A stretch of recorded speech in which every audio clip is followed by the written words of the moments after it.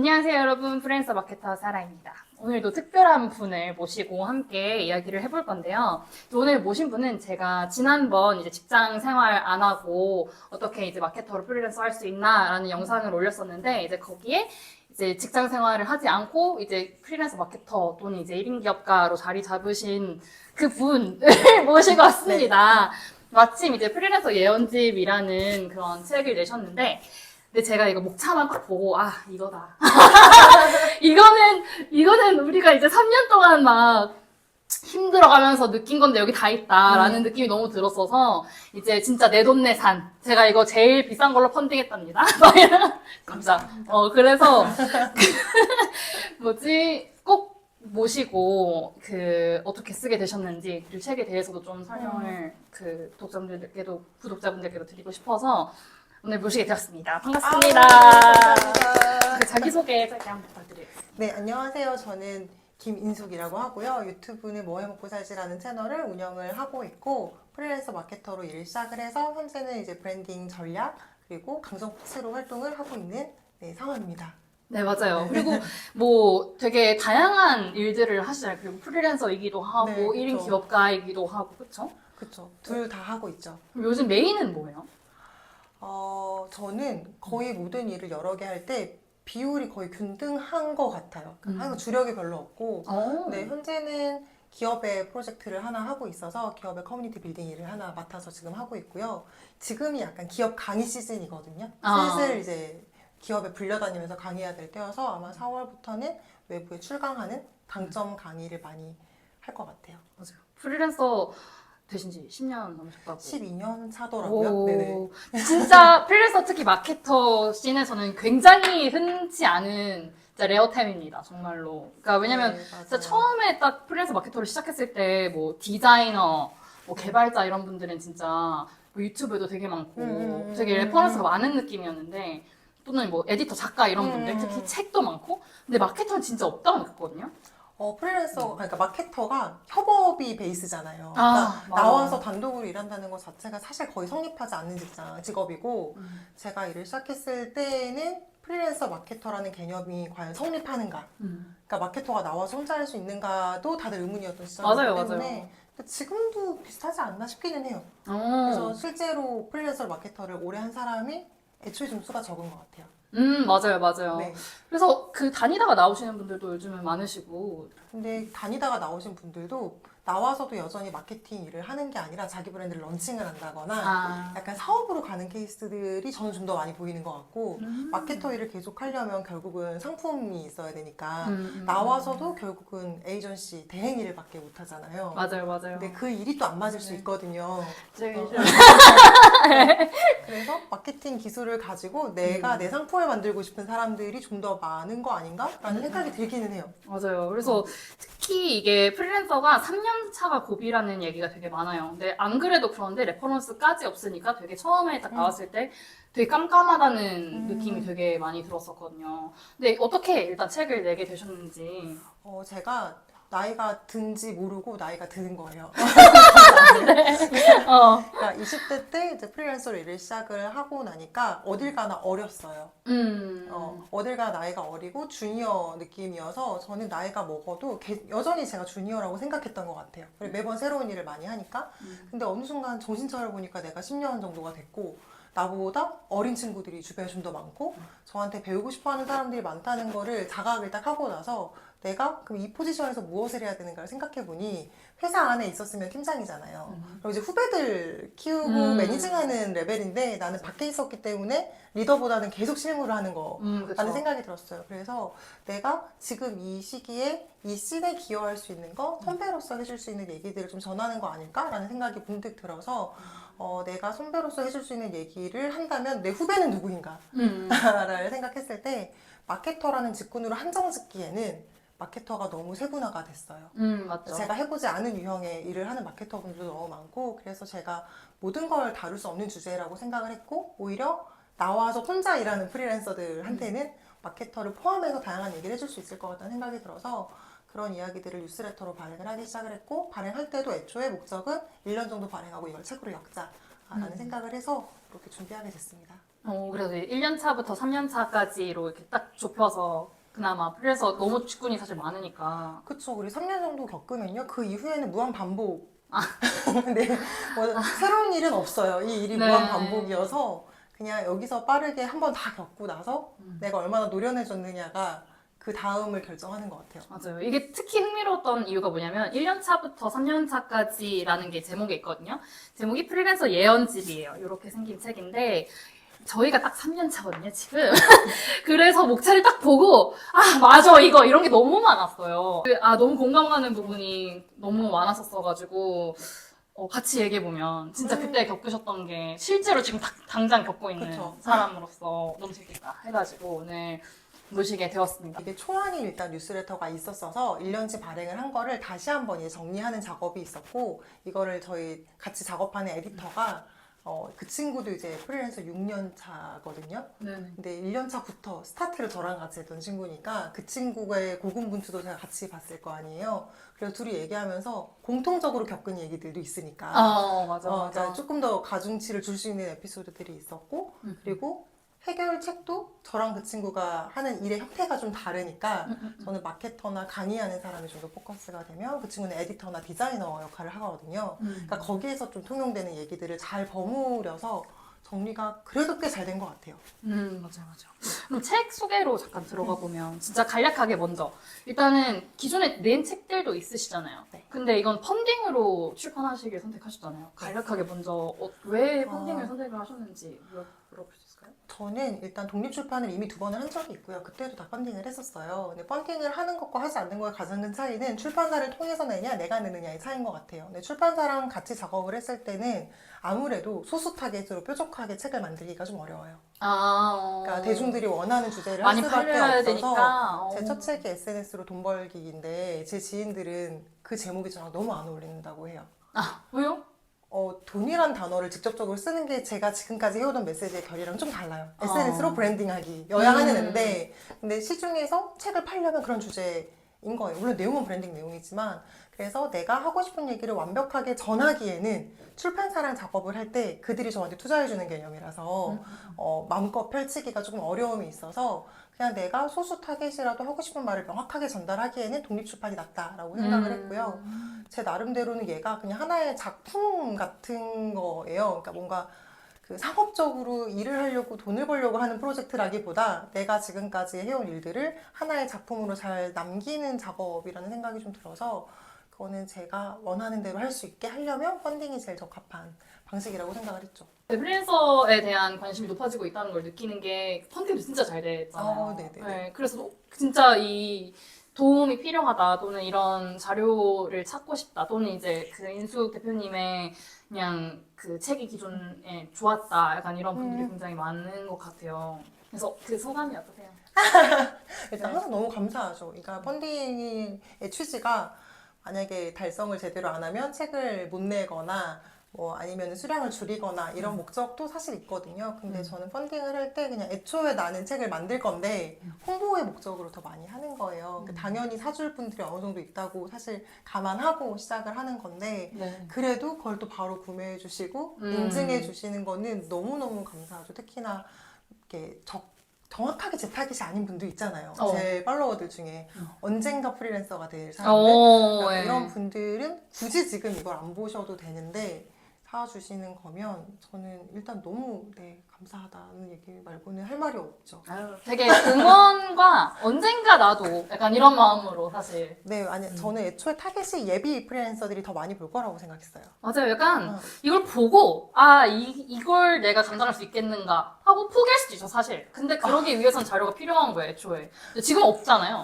맞아요. 그러니까 그런 느낌이에요. 왜 직장 생활 관련된 책은 많잖아요. 그 직장 생활의 처세라든지 인간관계라든지 그러니까 업무 이외의 노하우들이 되게 많이 나와 있는데 프리랜서 생활에 대해서는 업무에 대한 내용도 별로 없거니와 업무 이외의 처세에 대한 내용은 맞아요. 전혀 없는 거예요. 근데 저는 그거를 한 땀 한 땀 시장에서 몸으로 다 맞아가면서 배운 것 같거든요. 게다가 직장 생활 없이 나오셨잖아요. 네, 직장 생활을 안 했어요. 안 하니까 뭐 메일 하나 보낼 때도 막 1시간씩 고민해서 내가 이렇게 메일을 보내는 게 예의상 맞는 건가? 맞아. 그래서 전 대기업 다니는 친구들이 창업을 하러 나오면 사무실 들어가서 같이 일을 제가 제 업무할 때 메일 좀 봐주면 안 돼?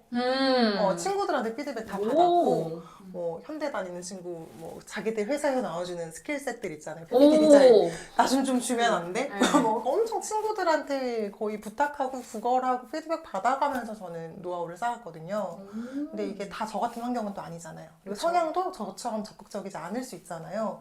그러면 온몸으로 때려 맞으면서 배우는 게 아니라 무너질 확률이 더 크다고 봐요. 오, 맞아요, 맞아요. 이게 왜냐면 프리랜서는 정말 취약한 점이 내가 못하는 것도 아무도 피드백을 안 해줘요.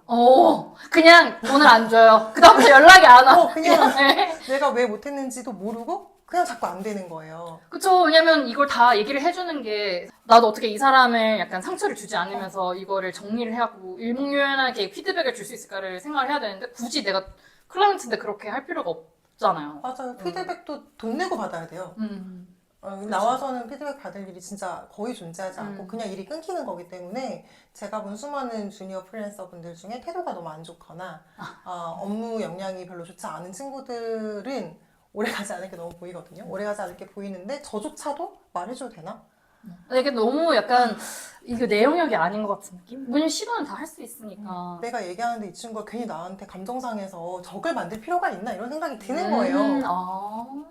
나를 좋아하게 하게 계속 냅두면 되잖아요. 일은 같이 안 하더라도. 근데 이거를 계속 회사는 끼고 일을 해야 되니까 가르치는 건데 안 하면 그만이니까. 근데 저도 생각해보면 어렸을 때 어른들이 계속 저랑 일을 하는 분도 있지만 한 번 하고 안 하는 분도 있거든요. 그쵸. 그럼 저도 누군가는 저의 어떤 태도나 저의 실력이 마음에 안 들었겠죠.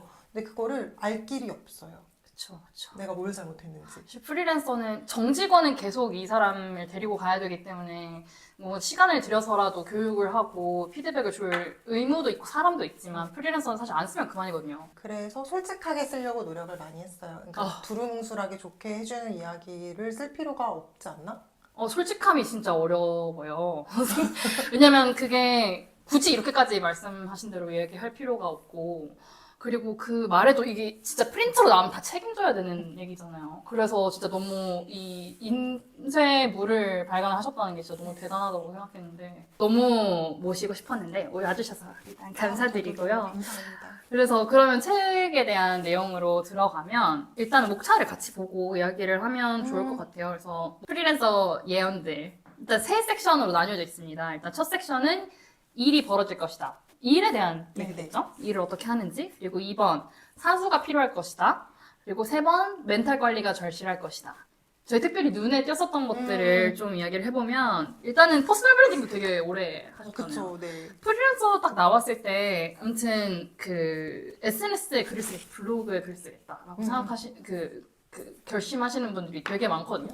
저 넷플릭과도 했었잖아요. 근데 거기에 오신 분들도 그냥 거의 뭐 블로그에 글을 쓰겠다라고 하셨는데 반응이 없어도 꾸준히만 SNS에 글을 쓰면 벌어지는 일이라고 네이밍을 하신 이유가 무엇일지. SNS를 해야 되는 사람들 중에서 내가 인플루언서가 목적인 사람은 반응에 민감해요. 근데 내가 마케팅, 홍보 목적이다라고 하는 사람들은 뭐 예를 들어서 올리는 게 그 대중을 상대한다기보다 언젠가 나를 봐줄 클라이언트를 생각하는 거잖아요. 그러다 보니까 포트폴리오를 꾸준히 올린다거나 전문적인 칼럼을 꾸준히 올리면서 상대적으로 반응에 대해서는 덜 예민한 거예요. 근데 그러다 보니 이게 잘하고 있는 건가? 그렇죠. 잘하고 있는 건 고민을 중간중간 할 수밖에 없고 그러다가 그만두는 경우도 사실은 너무 많아요. 예를 들어서 블로그를 안 한 지 뭐 3개월이 됐는데 블로그를 보고 누가 문의가 왔다. 그럼 다시 열심히 해요. 효과를 볼 때까지 어느 정도 한계치가 필요한데 그거를 경험하지 못한 사람은 정말 대부분이 그만두시는 것 같아요. 근데 저는 SNS로 시작을 해서 사실 하나하나 커리어를 잘 쌓아온 케이스이기 때문에 SNS는 당연히 필수적으로 해야 된다고 생각하는 편이고요. 특히나 마케팅을 하는 사람들이 자기 SNS가 없다라고 하면 클라이언트가 신뢰할 수 있는 되게 큰 부분 하나를 내가 포기하는 거라고 보거든요. 그쵸. 네, 그래서 꾸준히만 하지 말고 이왕이면 잘하려고 좀 노력하셔라 라는 얘기를 좀 하고 싶었던 것 같아요. 주로 SNS로 일을 많이 받으셨나요, 블로그랑? 초기에는 SNS로 많이 했던 게 일단 마케팅 업무는 페이스북을 제가 그 시절에 열심히 했어요. 지금도 페이스북 저는 해요. 글을 쓰기보다 많이 보긴 하지만 페이스북이 좋았던 점이 뭐냐면 대표님들이 많이 해요. 맞아.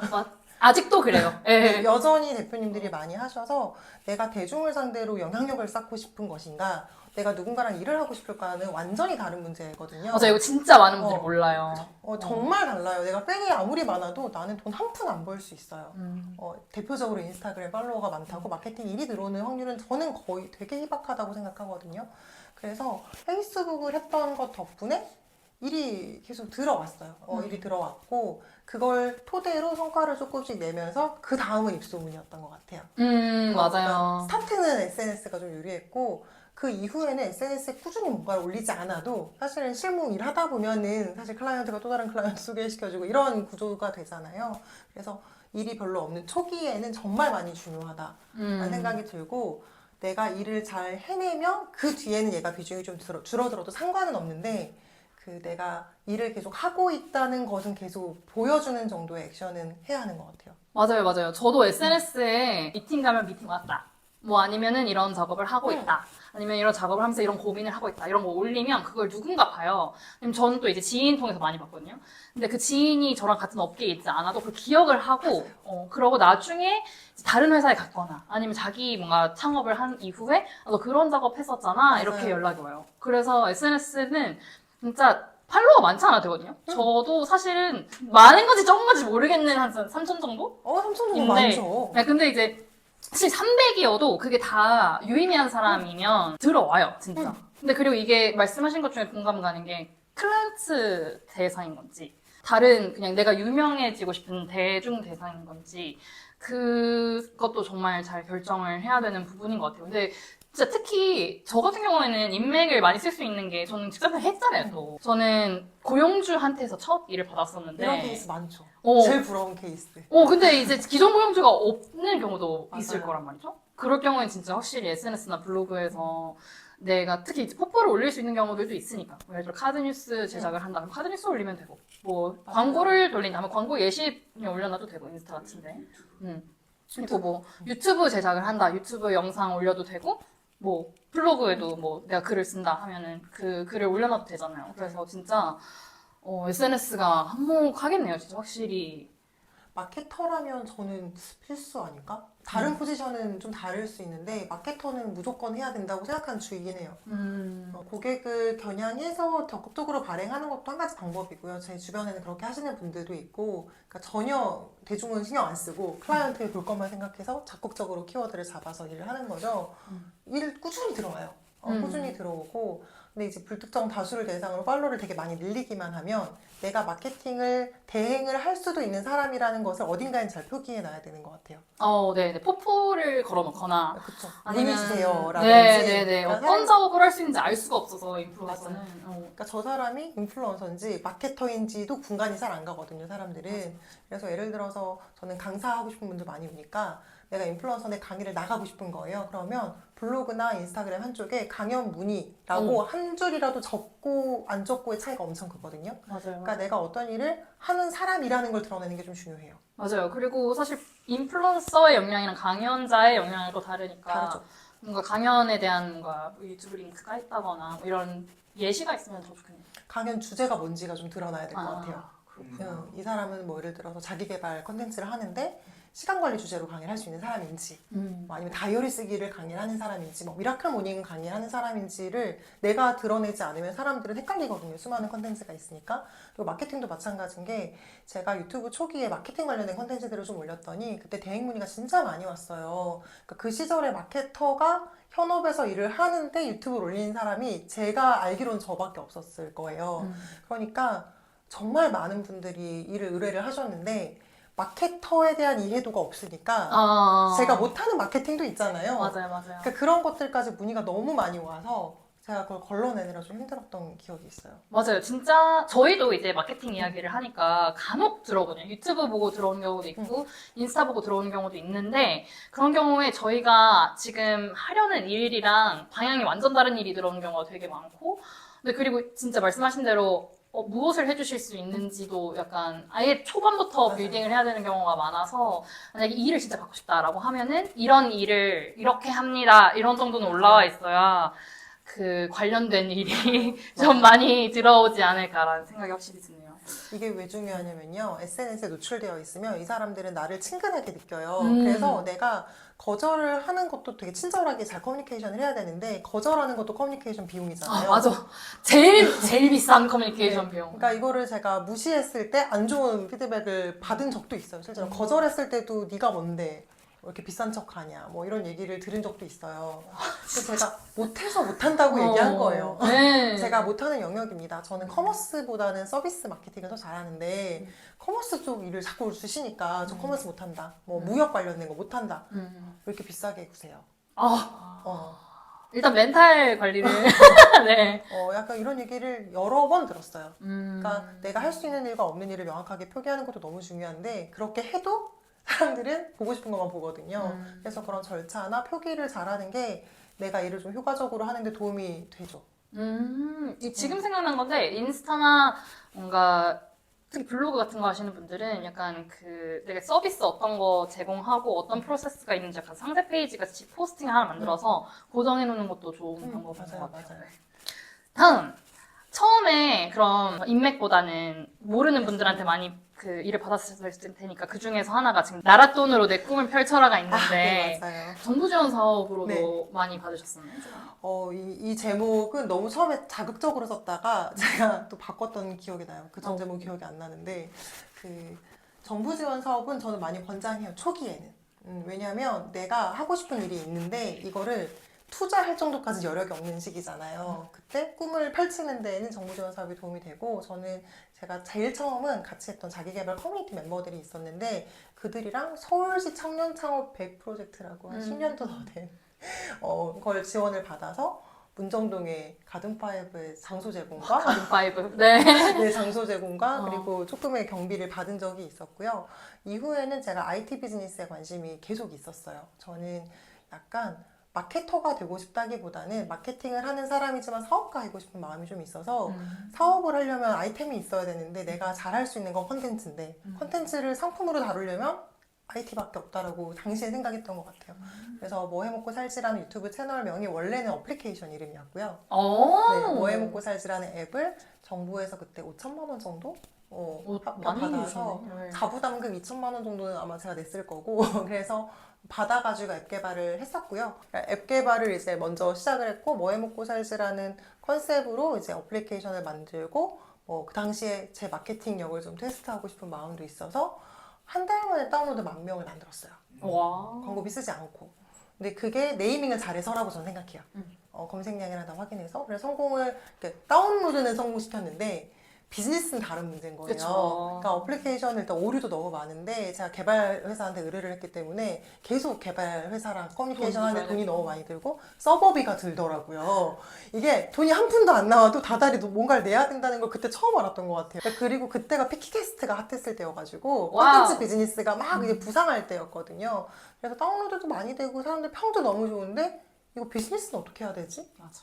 얘가 감이 너무 안 와서, 제가 한 1년 정도 하다가 이건 안 하는 게 맞는 것 같다 해서 접었고 제 지인 중에 이 앱을 탐내는 사람이 있어서 팔고 팔아라고 얘기를 해서 정말 소액을 주고 팔았어요. 엑시스 하셨네요. 이게 엑시스라고 하면 과대 광고고 소액을 주고 진짜 그냥 정말 과자값 정도 받고 넘겼는데 네, 그 회사에서도 이걸 제대로 살리지는 못해서 결국 서비스는 종료를 했죠. 근데 그런 식으로 이제 뭔가 카페라던가 블로그라던가 이거 사서 그냥 키우시는 분들도 엄청 많더라고요. 맞아요. 어플리케이션이 가지고 있으면 기업 비즈니스를 하는 분들한테는 되게 좋은 포폴인 거예요. 우리가 앱도 가지고 있다? 우리가 웹도 가지고 있다? 약간 그런 영업용으로 쓰고 싶으셨던 것 같고 저한테는 좋은 경험이었죠. 어쨌든 내가 스스로 앱을 만들려고 아무리 생각을 해도 정부에서 돈을 안 줬으면 테스트하기 되게 어려웠을 것 같아요. 그러니까 물론 나라 돈으로 테스트한다는 말이 너무너무 죄송한 얘기긴 한데 우리 세금이니까. 근데 그러라고 사실 지원하시기 위해서 주시는 것도 그쵸, 많잖아요. 이걸로 활성화를 위해. 대박이 나면 너무 좋으니까 나라가 투자를 하는 거고 사실 뭐 10개 기업을 투자하면 10개도 아니고 100개를 투자하면 1개 정도 살아남을 거를 생각하고 투자하는 건 아는데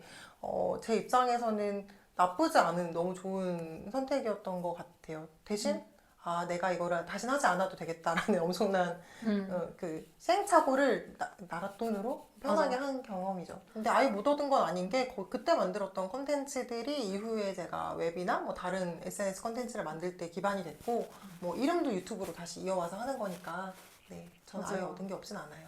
그래서 요즘 뭐 정부 지원 사업들 뭔가 어떻게 검색하는지에 대한 컨텐츠나 아니면 관련 강연하시는 분들도 많아가지고 좀 그래도 리소스가 많아서 좀 찾아보실 수 있을 것 같고 대표적으로는 사실 돈 제일 많이 주는 게 청창사, 그쵸. 청년 창업 사관학교와 이제 예비 청년 창업 패키지, 무슨 초기 창업 패키지 뭐 이런 것들이거든요. 그리고 그 기준에 맞춰서 뭐 사업 계획서 내고 이런 게 조금 일이긴 한데 근데 혹시 이걸 조금 더 셀링하실 수 있으면 그런 것도 되게 좋을 것 같네요. 네, 저는 주변에 청창사 출신이 굉장히 많고요. 그러니까 그 서류를 쓰고 합격하고 그 이후에도 제 지인들도 너무 많이 하고 그걸 발판 삼아서 비즈니스 빌딩 하는 걸 많이 봤어요. 그래서 할 수 있다면 충분히 잘하는 게 좋은데 저는 요즘 올해 들어서 이게 정부 지원 사업을 갑자기 홍보하고 광고하는 사람들이 너무 많더라고요. 브로커도 되게 많은데 브로커는 불법입니다, 여러분. 서류는 내가 써야 되는 거고요. 네, 누군가의 도움을 받는다고 하더라도 내가 내 아이템으로 해야 돼요.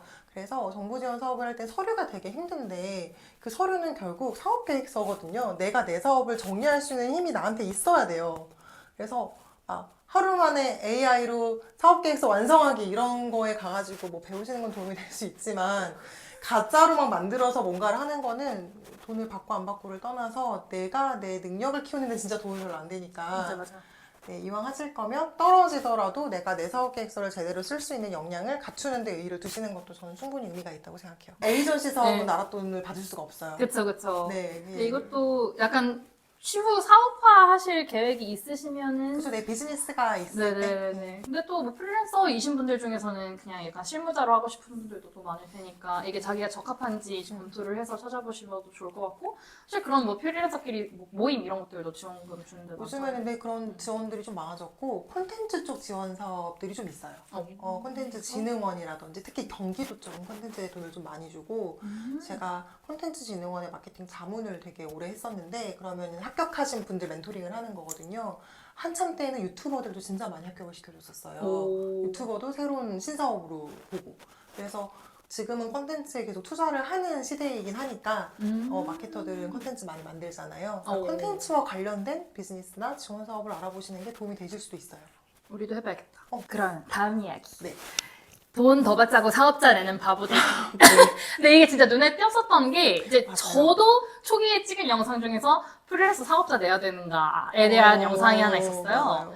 근데 그게 포인트가 뭐였었냐면은 일단 사업자가 내서 왜 내는 건가 일단 근데 그리고 냈을 때 내가 뭐 불이익 또는 이제 뭔가 해야 되는 게 도대체 뭔가를 일단 모르기 때문에 그러니까 뭔가 사업자 안 내면은 뭐 나중에 큰일 나는 건가? 약간 이런 막연한 두려움이 있었거든요. 어떤 내용인지. 사업자 같은 경우는 그런 경우가 있어요. 너가 사업자가 있으면 내가 뭐 100만 원짜리 일을 했을 때 110만 원을 주고 사업자가 없으면 3.4%를 떼고 90 얼마를 줄게 라고 하면 110만 원을 받을 수 있어? 사업자만 있으면 그 돈을 더 받는다고 생각을 하는 거예요. 그래서 사업자를 안 내면 내가 돈을 덜 받는다고 생각해서 내더라고요. 근데 내가 110만 원을 받는 이유는 부가세 10만 원을 나중에 네가 세금을 내라는 거거든요. 그대로 내야 돼요. 네. 10%의 세금을 내야 되고 만약에 프리랜서로 3.3%만 내면 3.3%만 떼는 거니까 사실은 원천세 징수를 하는 게 절차상으로도 내가 편하고 세금도 덜 내는 건데 이런 세금에 대한 개념이 없는 분들은 일단 당장 받는 돈이 큰 돈이니까 이게 좀 더 유리하다고 생각하는 경우들이 있으신 것 같아요. 그래서 저는 대부분 내지 말라고 합니다. 그래요? 네, 왜? 그 정도의 이유라면. 아, 단건으로 몇 번 일을 하려고 하는데 지속적으로 그런 일을 할 가능성이 아직 보이지 않을 때 무턱대고 낼 필요는 없다. 왜냐면 세금 계산서를 발행을 하는 의무가 있는 거래처가 있는 게 아니라면 그냥 프리랜서 원천 징수로 떼는 게 세금에도 유리하고 내가 신경 쓸 것도 없고 맞아요. 너무 편하거든요. 사업자를 내면요, 여러분 신고를 2번 더 해야 되고요. 그리고 그 부가세는 총 4번을 내야 됩니다. 왜냐면 반반씩 내기 때문에. 그래서 중간 신고를 하고, 정식 신고를 하고, 중간 신고를 하고, 정식 신고를 하고, 그리고 이제 원천세도 내가 누굴 떼면은 한 명당 한 번씩 그냥 월에 매번 나간다고 하면은 월에 한 번씩 해야 되고, 뭐 종소세도 무조건 해야 되고, 그래서 이제 소득 세네, 부가 세네, 원천 세네, 뭐 장난 아니거든요. 그래서 초반에는, 이제는 그게 사실 그냥 괜찮거든요? 할만한데, 근데 진짜 초반에 그 영상 찍었을 때는 멘붕이었어요. 원천세 떼서 주는 게 진짜 얼마나 이득인지 몰라요. 사실. 맞아요. 그러면 진짜 종소세 신고 한 번만 하면 되거든요. 그래서. 근데 이제 기업에서 나랑 기업 대 기업으로 거래하고 싶어 한다. 프리랜서가 아니라. 그래서 내가 좀 더 회사처럼 보이고 싶다. 라고 하면은 이제 그런 이유로 사업자를 내는 거는 괜찮죠. 그게 맞아요. 비즈니스니까. 네. 때때로 이제 뭐 정부 지원 사업이라서 그 정부 지원금은 꼭 세금 계산서가 필요하거나 뭐 이런 네, 경우도 맞아요. 있거든요. 네, 그래서 내야 될 경우 또는 정부 지원 사업은 거의 필수 조항이 사업자를 내야 해요. 대부분. 네. 근데 그 정부 지원 사업으로 받은 돈을 마케팅 외주를 쓸 때 그 증빙서류로 필요하다 하시더라고요. 맞아요. 가끔. 그것도 필요하죠. 그래서 그런 경우에는 뭐 내야 될 수도 있지만 한 번 내면은 사실 받을 수 있는 이득이 있는데 그걸 모를 가능성 높은 거. 근데 그리고 두 번째로는 폐업하고 다시 그 창업을 하면 그 이득들이 없는 거. 제가 그랬거든요. 근데 그리고 한 번 창업을 이 한 개 프로젝트 때문에 냈는데 근데 그럼 그 다음부터 아무튼 나는 부가세를 계속 신고를 해야 되는 거. 그거를 생각을 진짜 하셔야 되는 것 같아요. 다음. 그러면 이것도 진짜 많은 분들이 물어봤거든요. 돈 얘기의 베스트 타이밍. 그래서 돈 얘기하기 어려워하시는 분들이 진짜 너무 많아요. 특히 맞아요. 사회생활 처음 시작하시는 분들. 제가 처음에 돌아가서 생각해 봤을 때 너무 돈 얘기를 못해서 친구들 만났을 때 돈만 네가 대신 받아줬으면 좋겠어 얘기했어요. 네. 떼가도 되니까 이렇게 왜 연예인들이나 스포츠 선수들이 에이전트를 쓰는 이유가 자기 연봉 협상을 남이 해주고 돈을 대신 받아주잖아요. 그러니까 그랬으면 좋겠다라는 생각을 했죠. 근데 이거는 남이 해주지 않기 때문에 훈련이 좀 필요한 것 같고요. 여전히 전 지금도 부담스럽긴 한데 많이 훈련이 돼서 내 나름대로 방법을 좀 찾은 것 같아요. 그래서 사람마다 또 성향이 다르니까요. 근데 대부분 좋은 게 좋은 거지 하고 말 안 하다가 나중에 생각보다 너무 적은 금액을 받아야 된다거나 떼이거나 이럴 수 있으니까 돈 얘기만큼은 내가 불편해도 명확하게 해야 된다. 맞아요. 라고 생각하시면 좋죠. 명확하게 안 하고 되게 어려워하는 게 클라이언트 입장에서도 되게 민망한 것 같아요. 민망하고 프로페셔널해 보이지 않죠. 그게 이제 나랑 돈 얘기를 하는 상대방이 직장인이냐 사장이냐에 따라 또 다른 것 같아요. 근데 사장님이랑 얘기하는 게 훨씬 더 쉬운 것 같긴 한데. 전 사장님 훨씬 어려워요. 그래요? 왜냐면 직장인은 자기 돈이 아니잖아요. 저는 사장님은 아무튼 바로 그 결정권이 있잖아요. 그래서 훨씬 그냥 빠르게 자기가 그냥 알아서. 왜냐면 그 밑에서 이제 실무하시는 분은 사장님이랑 무조건 확인을 해야 되잖아요. 근데 직접 그 소스랑 이야기를 하면 그냥 그 버제팅을 아예 본인이 직접 하시니까 조금 더 쉽다고 느꼈는데. 저는 사장님이랑 얘기를 하면 사장님은 자기 돈이니까 되게 더 민감하고 그럴 수 있겠다. 진짜. 더 따지고 더 깎고 뭐 이런 일들을 겪었던 것 같고 직장인들은 보고하는 거니까 이 사람이 얼마를 부르든 일단 오케이인 거예요. 협의를 해야 되는 문제니까 그들이 시간을 좀 벌어주는 거죠. 이게 보고하고 와서 저한테 뭔가 저희 내부에서 이게 안 될 것 같아요 라고 말을 했을 때 저도 고민을 충분히 할 수 있는데 대표님이랑 다이렉트로 얘기를 하면 티키타카가 바로바로 될 정도로 내가 노련하지 않으면 휘말리는 경우가 많은 것 같아요. 그럴 수 있겠다. 특히 어릴 때는 이분들이 막 그 조건을 막 하면서 깎거든요. 이건 빼줘. 근데 이거 뺀다고 이렇게 깎을 금액이 아닌데 현장에서는 그걸 바로 노련하게 대화를 잘 못하니까 맞아요. 초보 프리랜서 분들 같은 경우는 특히나 전화로 돈 얘기 절대 하지 말라고 제가 많이 말씀을 드리고요. 맞아. 대면으로 얘기를 직접적으로 했을 때도 내가 준비가 정확하게 안 돼 있으면 검토해보고 말씀드릴게요. 맞아요. 일단 다 받아 적고 검토해보고 말씀드린다고 하고 집에 와서 한번 자고 일어나서 프레시한 뇌로 한번 이게 진짜 타당한지 생각을 해보는 거예요. 무리면 무리라고 이야기를 할 수 있어야 되는데 저도 진짜 그냥 거기 가서 바로 논의하면 아직도 휘말리거든요. 그래서 진짜 저도 그래요. 꿀팁. 진짜 이게 1년 차부터 3년 차가 진짜 사회생활 1년 차부터 3년 차는 아니거든요. 이거 사실은 이제 직장생활 20년 하고 나와도 똑같아요. 못 하시는 분들 진짜 많아요. 똑같아요. 그래가지고 돈 얘기는 다 어렵다.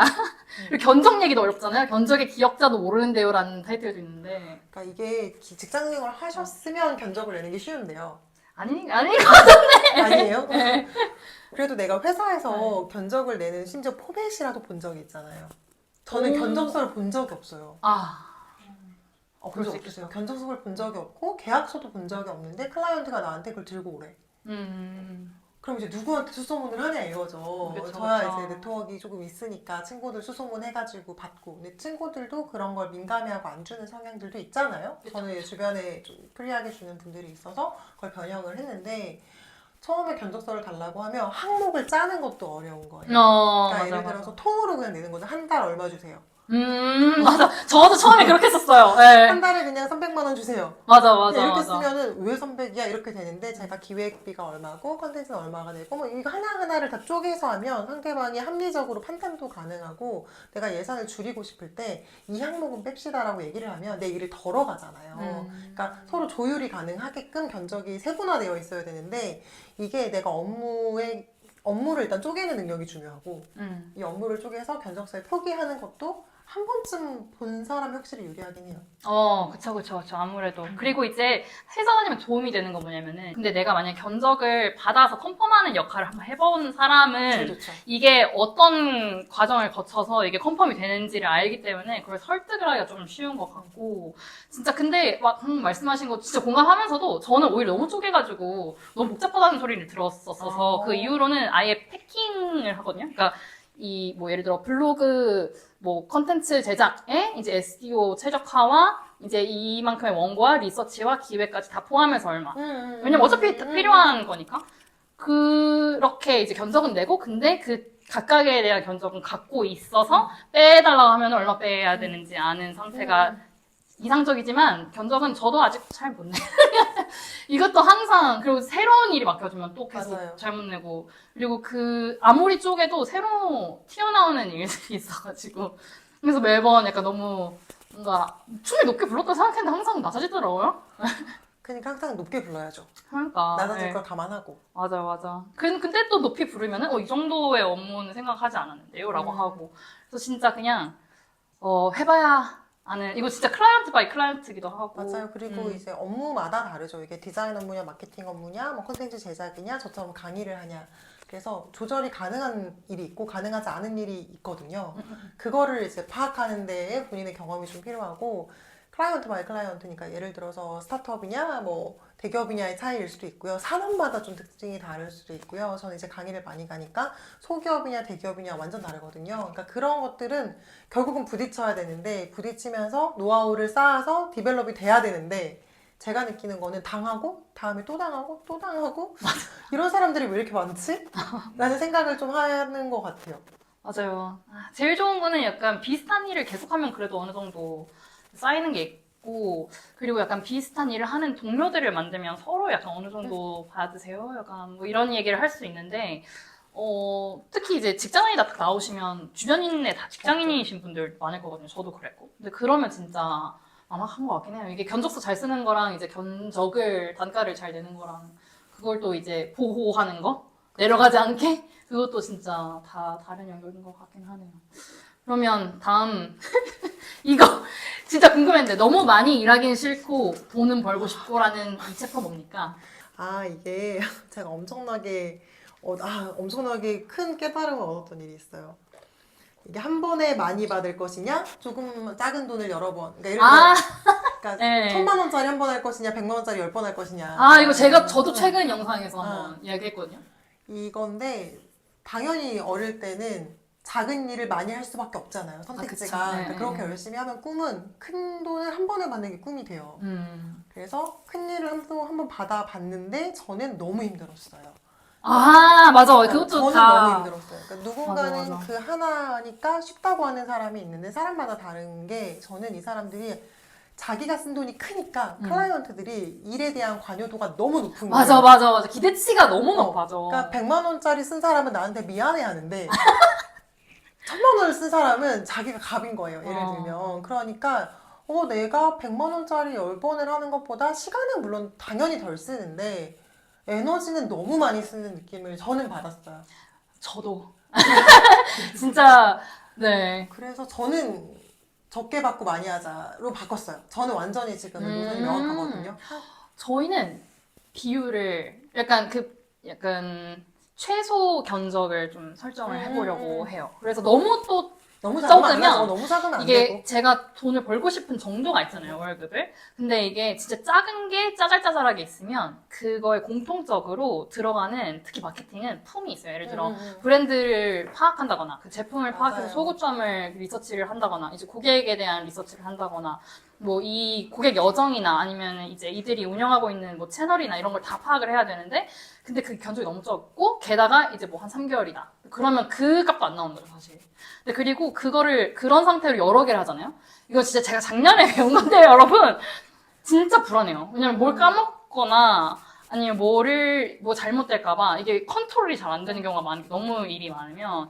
그래서 되게 불안하고, 그리고 그걸 다 공부하기가, 다 캐치업을 해야 된단 말이에요. 마케터는 뭐 예를 들어 뭐 침구류, 뭐 비즈니스, 뭐 솔루션, 뭐 호텔 뭐 이래. 근데 그러면 이게 다 업계가 다르잖아요. 근데 그 관련 컨텐츠나 트렌드나 이제 뭐 아무튼 그런 방법론들이 다 다르니까 그걸 다 공부해야 되는 거예요.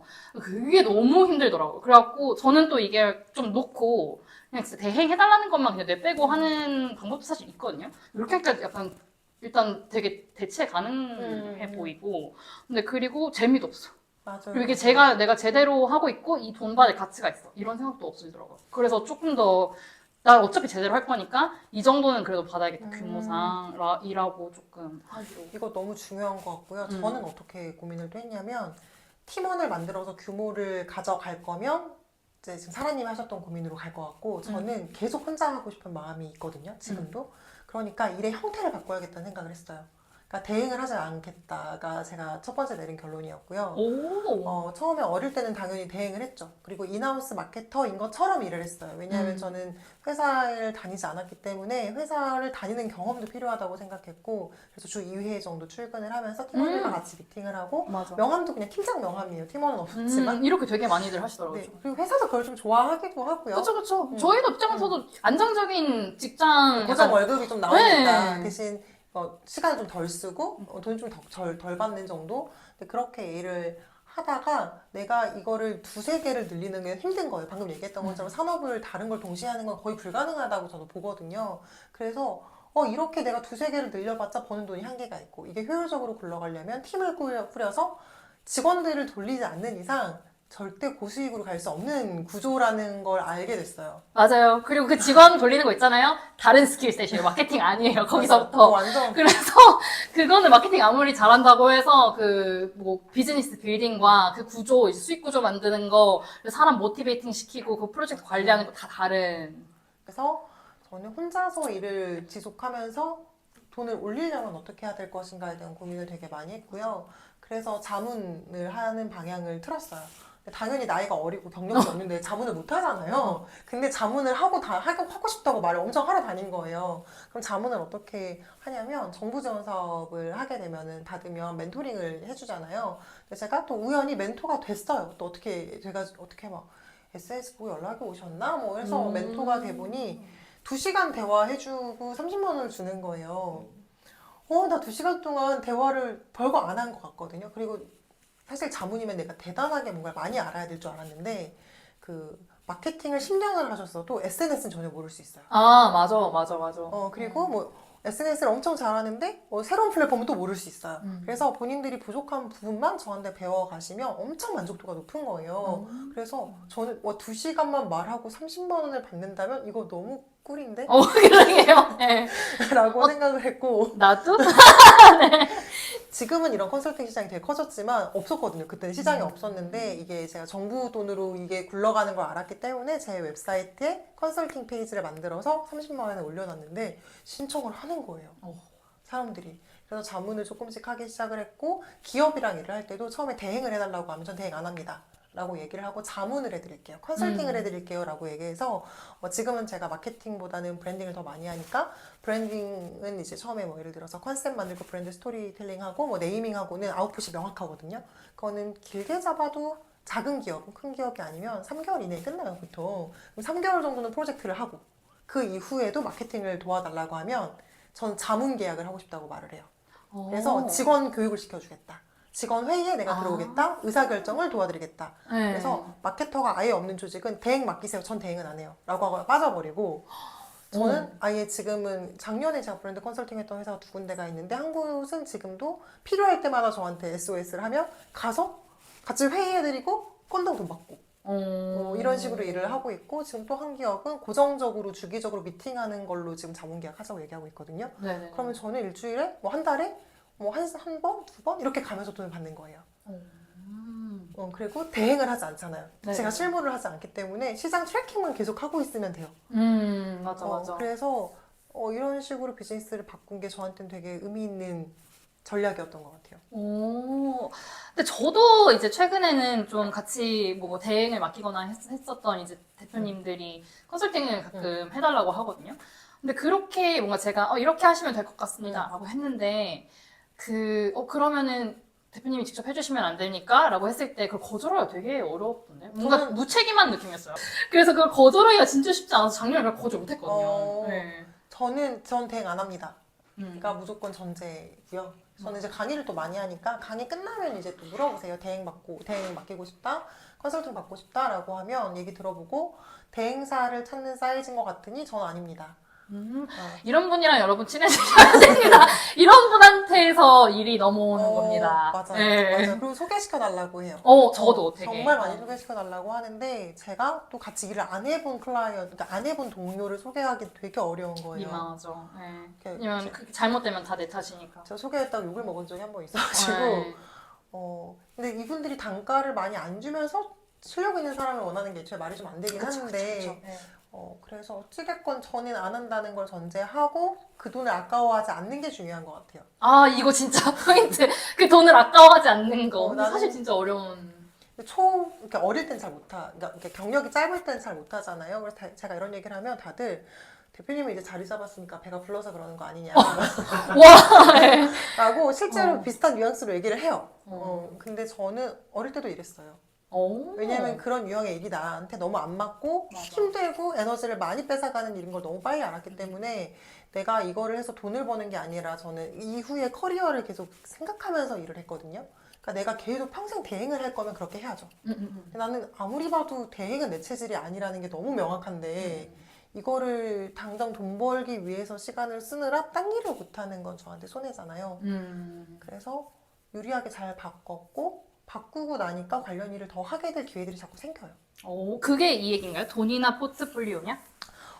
비슷한 맥락일 수 있는데 그 돈이냐 포트폴리오냐는 결정할 일이 되게 많이 생기지 않아요? 두 가지 일이 동시에 들어왔는데 여기는 돈은 작은데 대기업이야. 사람들이 아는 회사야. 여긴 돈은 진짜 많이 주는데 좀 이상해. 작년에 배운 게 진짜 딱 그거거든요. 그러니까 제가 일단은 대행 여러 개 한꺼번에 하는 게 나한테 별로 안 좋다는 걸 알게 되었고, 왜냐면 한 회사한테 제대로 할 수가 없으니까. 그러니까 나도 일을 못 한다는 느낌이 계속 들고, 회사는 만족했어요, 사실. 근데 내가 느끼기에 내가 제공하는 퀄리티가 마음에 들어야 되는데, 근데 약간 겉핥기만 계속 한다는 느낌이 들었어요. 그러니까 클라이언트는 많은데. 근데 이게 또 이제 포기가 어려운 게 다 재밌어 보여가지고. 맞아요. 되게 좋은 기회 같고. 맞아요. 그래서 그걸 진짜 올해는 진짜 포기를 하는 그래서 연습을 하고 있고, 이제는 그러니까 작년에는 이것저것 진짜 다 하는 시기였었거든요. 그래서 이제 이것저것 다 해본 거는 후회하지 않아요. 왜냐면 그랬으니까 저는 제가 잘하고 좋아하고 사람들도 좋아한다고 느끼는 게 있었는데 이게 내가 대행하기 잘 안 맞구나를 작년에 깨달았거든요. 그래서 그거를 내가 프리랜서로 하는 거랑 회사에 들어가서 하는 거랑 다를 수가 있어서 일단 다 해보는 거 좋은 것 같아요. 근데 아무튼 결국 뭔가 하나 선택을 해서 내가 앞으로 이 커리어를 쌓겠다를 언젠가는 고민을 진짜 말씀하신 대로 해야 되는 것 같아요. 그래서 그거에 관련해서 이제 내가 그 경계도 수립을 하는 게 진짜 중요하다라는 걸 작년에 느꼈는데 진짜 그 경계를 잘 수립하시는 분들 보면 말씀하신 대로 뭔가 뭐 너 배가 불렀다. 뭐 너 되게 예의 없다. 이런 얘기를 다 한 번씩 들으시는데 그거 필요한 과정일 수도 있다고 생각을 하게 됐어요. 그래서 진짜 프리랜서는 다 가능한 만큼 그냥 다 수락하시는 분들, 그러니까 일도 그렇고 뭐 예를 주말에 해달라 그러는데 그냥 수락하시는 분들이 많은데 뭐 물론 주말에 일하는 게 괜찮은 분들도 있을 수 있거든요. 근데 내가 너무 싫다 하면 그 경계를 알아채는 것부터 수립하는 건 두 번째 얘기고 맞아요. 나 이거 안 괜찮구나도 익숙해지니까 모르더라고요. 그래가지고, 네, 내가 지금 고통스럽구나, 이거는 내가 포기해야 되는구나를 결정을 하는 것도 되게 사실 오래 걸렸기 때문에, 그런 것들도 프리랜서가 되면 하셔야 된다는 점, 일단 말씀드리면서, 다음 이야기. 이 무례한 사람이 너무 많아. 라는 이야기. 이거 책 뒤에 보니까 쎄함은 과학입니다. 라고 나와 있던데, 네. 어떤 얘기인가요? 제가 쎄함은 사이언스다라는 글을 어디선가 봤어요. 저도 어디선가 본 글인데 너무 와닿았던 글이었어요. 그러니까 예를 들어서 사람에 대한 직감이라는 게 일을 하면 쌓이게 되잖아요. 그러니까 어른들이 사람을 잘 보잖아요. 그러니까 프리랜서 생활하면 온몸으로 새로운 사람을 만나면서 자꾸 느끼는데 처음에는 사람들의 외적인 조건, 뭐 말을 좀 잘하는 거, 그리고 SNS에서 유명한 거 이런 거에 끌려서 일을 하잖아요. 근데 하다 보면 아닌 것 같은데 라는 느낌이 드는데도 이 사람은 유명한 사람이니까 괜찮을 거야. 이 사람은 대기업 출신이니까 괜찮을 거야. 뭐 이런 식으로 괜찮을 거야라고 합리화를 하면서 계속 일을 한 경우들이 있었거든요. 결론은 항상 좋지 않았어요. 별로 좋지 않았고, 물론 지금도 여전히 유명하시지만 일을 못 하시는 분들이 많거든요. 저는 유명한 분들과 일을 많이 해봤는데, 인지도를 쌓는 것과 글을 잘 쓰는 것과 실무를 잘하는 건 확실히 좀 다르더라고요. 그쵸. 그래서 제가 그들의 실력, 뭐 내가 얻을 것과 상관없이 외적인 거에 끌려서 의사결정을 하면 다 후회가 됐다. 그리고 뭐 친하다는 이유로 뭐 결정하면 좀 나는 좀 후회를 했다. 이렇게 후회를 했던 부분들이 무엇인지를 좀 생각을 많이 했던 것 같아요. 그래서 저는 그냥 별거 없어요. 딱 사람을 만났는데 너무너무 조건도 좋고 다 괜찮은데 내가 그냥 마음이 좀 안 내키면 그냥 그 마음을 따르는 게 맞아. 보통은 괜찮더라라는 얘기를 좀 하고 싶었어요. 근데 이 얘기를 왜 하냐면 경험이 없을 때는요. 내가 잘못 판단한 건 아닐까? 라는 생각을 자꾸 해요. 왜냐하면 이거는 조건이 너무 좋잖아요. 일이 탐나거든요. 이 사람은 좀 별론데 일은 너무 괜찮은 것 같은데 근데 저는 그래서 돈을 못 받은 적도 있고요. 이 사람 좀 쎄하긴 한데, 이분 절대 안 떼먹을 것 같아. 성공한 사업가고, 엑시트도 한 번 했고, 나를 너무 좋아하니까 괜찮을 것 같아. 네, 떼어먹혔어요. 네, 지금도 잘 나가시는 청년 창업가님이신데, 그러니까, 이미 몇 번 거절했던 사람이었거든요. 안 하고 싶다고 일을 했고, 쎄함 때문에 한번 발도 뺐는데, 몇 년 뒤에 또 와가지고 같이 하고 싶다. 였어요. 와, 그 정도까지 했는데도 돈을 떼먹힐 수 네, 있다는 일도 게. 너무 많이 했고, 일이 흐지부지, 일을 다 했어요. 일 다 했고. 근데 그 이후에 뭐 여러 가지 분쟁과 여러 가지 일 때문에 저는 그러면 악착같이 받는 성향은 또 아니에요.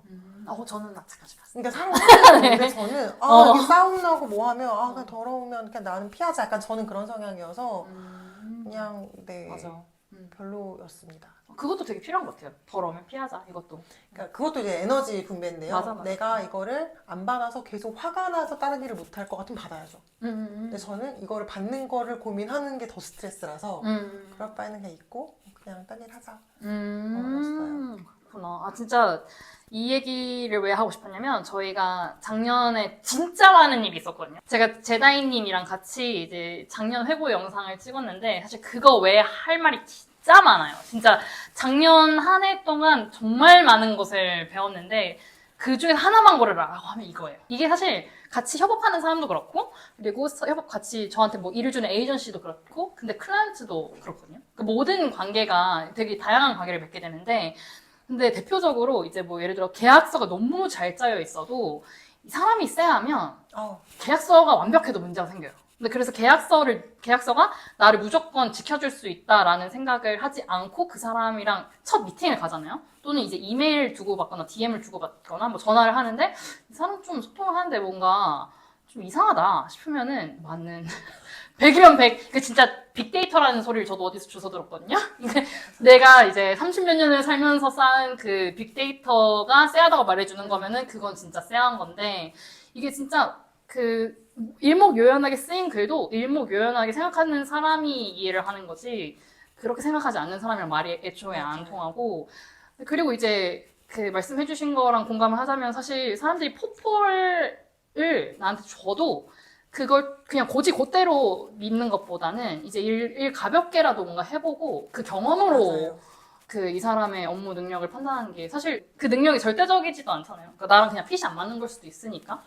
그리고 무례한 사람은 그냥 무조건 피하세요. 맞아. 무례함은 굳이 그 사람이랑 일할 필요가 있나? 그러면 진짜 사실 그 스트레스 비용이라는 게 있는데 그 비용이 점점 일단 높아지는 거고 그리고 누가 나한테 무례했다. 그럼 하루는 그냥 버리거든요, 대부분. 그러니까 기분이 안 좋으면 효율도 안 나고 계속 생각나고 근데 그러면 프리랜서는 시간이 돈인데 그럼 돈을 겁나 낭비를 하는 거고 그리고 그런 일이 계속 있을 바에야 그 프로젝트는 아무리 돈이 커도 안 받는 게 나을 때가 진짜 많은 것 같아서 진짜 공감합니다. 제가 이런 경우가 있었어요. 실무자랑 미팅했을 때 느낌이 너무 좋았는데 대표님을 만났을 때 쎄한 거예요.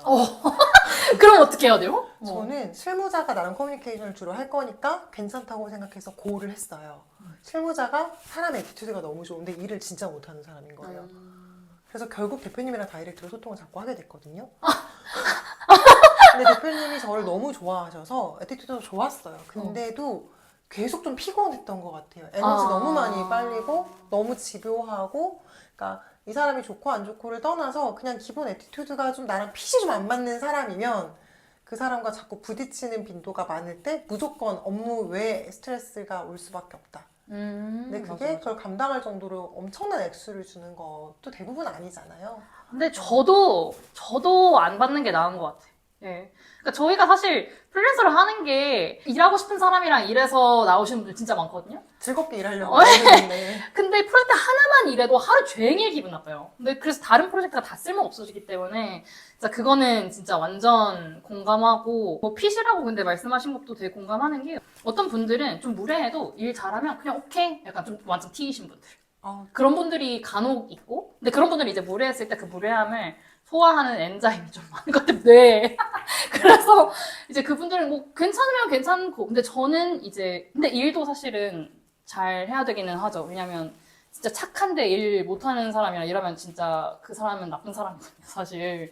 근데 저는 이제 그 사람의 배려심도 되게 많이 드는 게 그게 프리랜서로 일하는 거에 복지라고 생각을 해서 일단은 그렇습니다. 마지막! 멘탈 관리가 절실하다고 말씀해 주셨는데 근데 진짜 전 매년 흔들리는 것 같아요, 멘탈이. 그래서 진짜 매년 필요한 이게 한 번 한다고 해서 끝나는 게 아닌 것 같은 느낌? 저는 초기로 돌이켜서 생각해봐도 불안한 적이 없어요. 그러니까 제가 멘탈이 진짜 센가 봐요. 근데 가장 많이 들었던 질문이 불안에 관련된 거였어요. 불안하지 않으세요? 그러니까 특히 제가 어릴 때. 그러니까 남들이 봤을 때 다 직장인인데 그때는 프리랜서가 지금처럼 많던 시절도 아니니까 그들이 보기에 제가 불안한 거예요. 그러니까 너 괜찮니? 뭐 이런 질문을 진짜 많이 받았는데 진짜 괜찮았거든요. 저는 제가 되게 특수한 케이스라고 생각을 했고 왜 그런지를 생각해 봤을 때 타고나게 성향이 좀 무딘 것도 있고요. 무딘 것도 있는데 그것보다 직장 생활을 안 하니까 비교군이 없는 것 같아요. 나의 모든 일이 너무 당연해서 이런 일이 벌어지는 건 나한테 당연한 일이고 헤쳐나가야 될 일인데 직장인들은 내가 했던 경험치가 있으니까 자꾸 비교가 되나 봐요. 그래서 조금 사소한 일이 생겼을 때도 직장 다닐 때 안 일했는데 라든지 조금만 흔들리면 다시 잡코리아를 들어가신다든지 자꾸 이러시는 것 같은데 저는 뒤가 없으니까 너무 일을 해야 되는 상황이어서 이 안에서 내가 어떻게 하면 더 잘할까? 더 나한테 맞는 방법으로 일할까를 고민하는 데 시간을 썼지 불안해 어떡하지 뭐 이런 식의 생각을 할 겨를이 없었죠 먹고 사느라 나 지금 당장 다달이 돈을 벌어야 되는데 내가 멘탈이 흔들려서 놀 수는 없었거든요 그래서 굳이 하자면 불안보다는 그냥 생존 때문에 너무 치열하게 살아서 그런 생각은 안 했는데 대부분은 너무들 불안해 하시고요. 특히 사회 초년생들이 프리랜서일 때 가장 많이 듣는 게 부모님이 너 취업 안 하냐. 또는 이제 배우자가 네, 맞아. 저는 뭐 대학교 친구들이 다 이제 대기업 다니고 막 이럴 때여서 그때 만나면 너 하는 일은 괜찮아? 막 저를 되게 막 불쌍하게 보는 것 같고 괜찮으셨어요? 저는 그냥 다른 길을 간다는 게 너무 좀 확고했고 저는 후배들도 저보다 돈을 잘 벌고 막 이랬으니까 대기업을 가면 너 대기업 갔으니까 밥 사? 이러고 후배한테 그냥 밥을 얻어 먹었거든요 그 기억이 나요 저희 학교 뭐 같이 모이는 날에 선배들이 한 5만 원씩 걷어서 후배들한테 술 먹고 가라고 이렇게 축제 가서 이렇게 주는 날이 있었는데 제가 그때 돈을 많이 못 벌던 시절이었어요. 친구들은 대기업을 다니고 근데 저희 선배 중에 한 명이 저를 좀 예뻐한 선배였고 그분도 결국은 나중에 프리랜서 하고 이러셨거든요. 인숙이는 자기가 하고 싶은 일을 지금 열심히 하려고 도전 중이니까 인숙이한테는 받지 마 라고 얘기를 했어요. 너무 감사했고 부끄럽지 않았어요. 저는. 그러니까 애들 다 낼 때 내가 못 내는 게 별로 부끄럽지 않았고 대신 그 생각은 했던 것 같아요. 그때가 28쯤이었는데 38에는 내가 얘들보다 더 잘 나갈 거야 라는 생각이 좀 있었고 지금은 뭐 제 친구들도 여전히 잘 나가지만 별로 이제는 별로 그렇게 비교되는 상황은 아닌 것 같아요. 그래서 그냥 앞을 보고 그냥 나가는 거고 내가 선택지가 없어서 밀려서 지금 프리랜서를 하는 게 아니라 내가 선택한 거고 이렇게 만들어 갈 작정이었던 거잖아요. 지금도 그러실 거고. 그렇다면 사사로운 것에 너무 막 흔들리진 않으셨으면 좋겠다. 하지만 주변인들이 워낙 많이 그런 것들을 흔드니까 그런 부분에 대해서 고민이 되실 때 그냥 제가 괜찮다. 너 전문가 아니잖아. 이거 별의별 얘기를 듣지만 괜찮다라는 얘기를 맞아. 예, 하고 싶어서 쓴 거예요.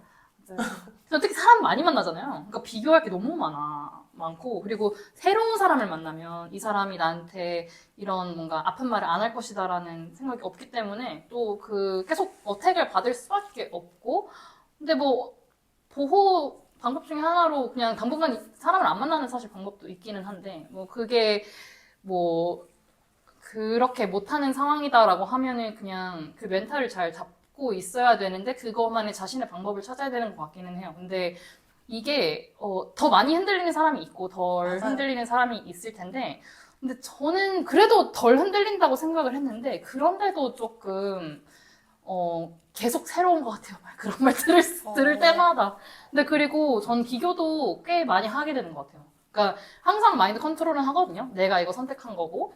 그리고 나는 뭐 예를 들어 난 진짜 돈과 명예와 그리고 내 자유가 있다고 하면 나 자유를 선택을 할 거야 라고 계속 세뇌를 시키죠, 자신을. 근데 그게 쉽지는 않은 것 같아요. 왜냐면 우리 인간이니까. 그러니까 나만의 극복 방법을 계속 생각해내야 되는 것 같아요. 맞아. 그러니까 그리고 저는 이렇게 무너지기보다 방법을 찾자. 저 T예요.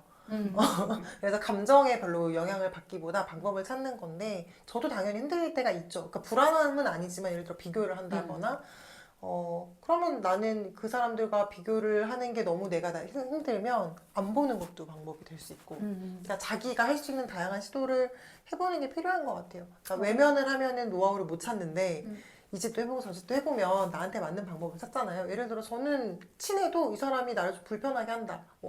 그 사람은 나한테 잘못한 거 하나도 없지만 내가 막 너무 비교가 된다. 그러면 저는 숨김 처리합니다. 예. 안 그것도 봅니다. 되게 네, 안 봅니다. 맞아. 유튜브 알고리즘 끄고. 네, 그러다가 네. 내가 멘탈이 괜찮아지면 다시 봅니다. 맞아. 저도. 그래서 진짜 너무 부러우면 그냥 안 봐요. 그냥 안 보고, 친한 사람인데도 저 사실 부러워서 안 봤어요. 이런 때도 맞아. 있었어요. 예, 그래서 그냥 멘탈 관리는 자기가 알아서 사실 방법을 찾아야 한다. 예. 결국은 찾아야 한다는 것 같아요. 근데 진짜 사람이 많이 계속 바뀌잖아요. 또 자기도. 그래서 그 방법이 계속 찾아야 되는 것 같긴 한데. 근데 나이가 그거- 들면서 노련해지는 건 분명히 있어요. 그래서 이 책 언제 나올 예정이죠? 지금 펀딩 중이고 5월 한 초 정도에 받아보실 수 있게끔 지금 진행 중이에요. 펀딩 마무리는 이제 4월에 끝나긴 하는데 이후에도 사실 스토어나 이런 데서 판매를 할 거라서 네, 혹시나 관심이 있으시면 텀블벅 혹은 나중에 제 페이지에서 네, 확인하실 수 있습니다. 네, 하지만 그 구성 있잖아요. 뭐 북토크라던가 컨설팅이라던가 뭐 그런 것들은 그 펀딩을 통해서만 만날 수 있는 거죠. 네. 제가 컨설팅이나 이런 거를 원래 평소에도 하고 있기는 한데 이게 엄청 적극적으로 홍보를 잘 안 하니까 사람들이 진짜 뒤지다가 오세요. 그리고 약간 금액적으로도 평소에 조금 부담스러워하는 분들은 이렇게 제가 책을 내거나 이럴 때 약간의 이벤트처럼 같이 하거든요. 그럴 때는 좀 저도 재밌게 몰아서 사람들과 대화하는 게 좋기도 하고요. 북토크도 예전에는 오프라인으로 모여야 됐는데 이제 온라인으로 할 수 있으니까 겸사겸사 이게 내 고민도 나누고 뭐 그런 얘기 듣고 싶으시면은 그런 구성도 같이 봐주시면 너무 감사하죠. 네, 오늘 진짜 너무 공감 가는 부분이 많아서 진짜 도움되실 거라고 확신합니다. 게다가 이렇게 짧게 이걸 요약을 하는 게 어려워요, 여러분.